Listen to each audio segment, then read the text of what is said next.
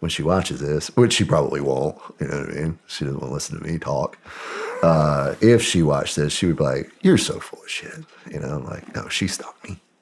But no, we kept bouncing off of each other. And when we finally got together, you know, she was drinking a little bit. She's a complete nerd.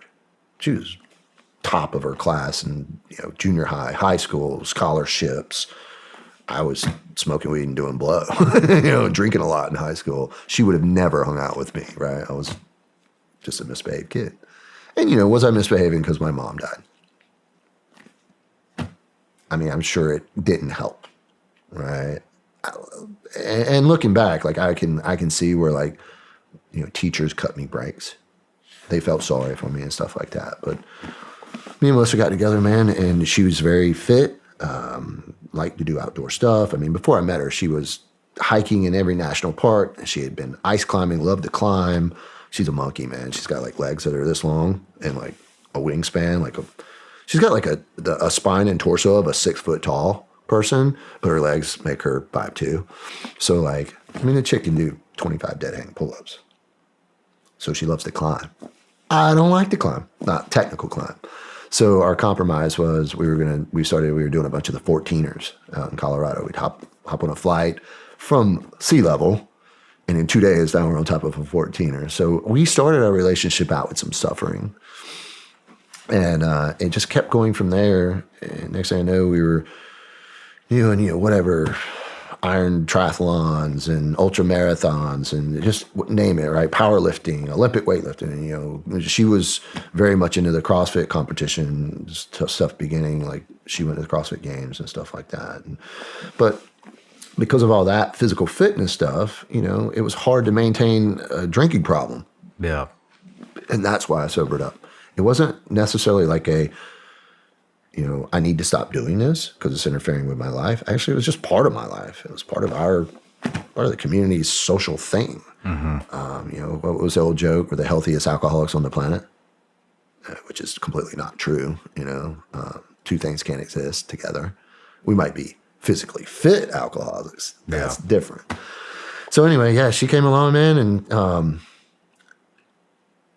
Melissa's not like she's not like an angel in the sense of like she's soft and nurturing. I mean, don't get me wrong, like Melissa can be soft and nurturing. She's a hard ass. You know, she's more of the, hey, Tony, pull your head out of your ass. You know what I mean? Picked up a little bit of that at breakfast this morning. So yeah, you know what I mean? Like I said, people don't realize, like a lot of people think I'm like kind of a you know, aggressive personality, and I'm not even close to her, dude. Not even close. She is.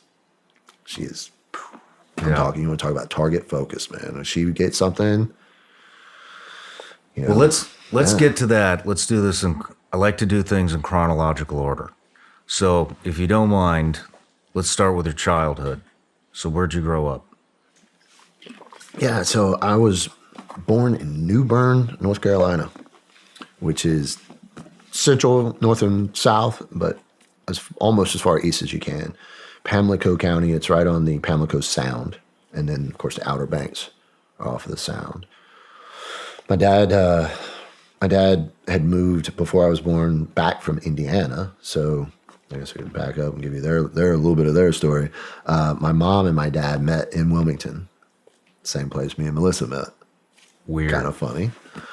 My dad was at Fort Bragg, and my mom was going to school in Raleigh, and they met at the Azalea Festival. It's a big springtime festival in Wilmington, parades and all that stuff. And they met.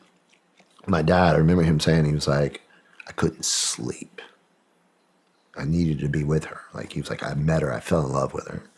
And so that was kind of cool. And I was like, you know, it's not a whole lot different than Melissa. Even though I tried really hard, I really thought Melissa was just kind of a punk, you know?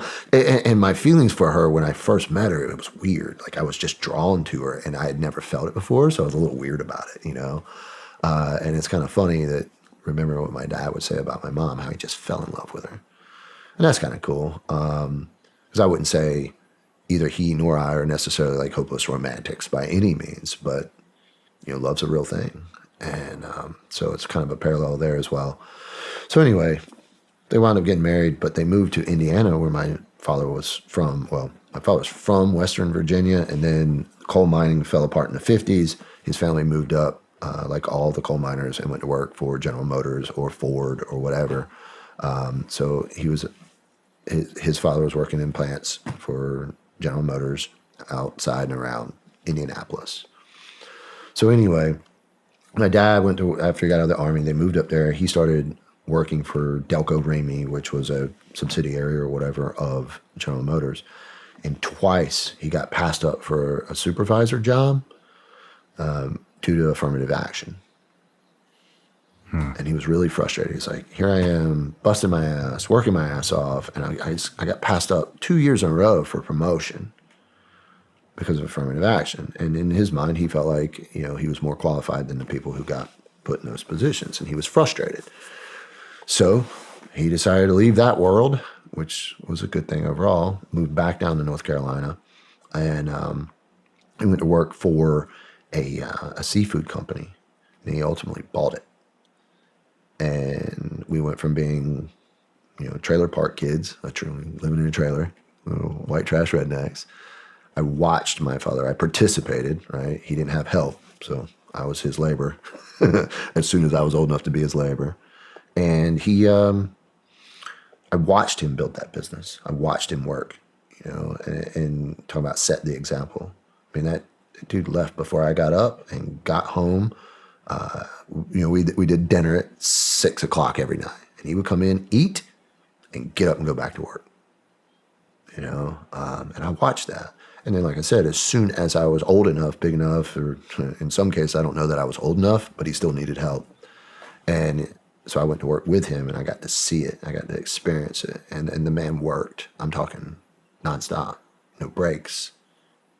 Breakfast, lunch were optional. And it's funny because, like, I'm so much more like him than I ever thought I was going to be. I like to think I got a good blend of him and my mom. He was a little more hot-headed. She was a little more chill. My aunts tell me that she was actually pretty hot-headed, but not with me because I was the favorite. I was the boy. I don't know. So I never got to really see my mom lose her temper. I mean, like, she would give us a spanking or something, like with a fly swatter or something. I'd be like, ooh, ow, Mom, that hurt so bad, But like, you know what I mean? Like a spanking from her was like more of a principle thing than something that you were even going to learn a lesson, Yeah. But then when Dad got home, if it was bad enough for Mom to tell him, you're gonna tote a decent ass whooping, not abusive, a spanking. Yeah. My dad never physically abused me. And don't get me wrong, when I got arrested one time, we threw hands.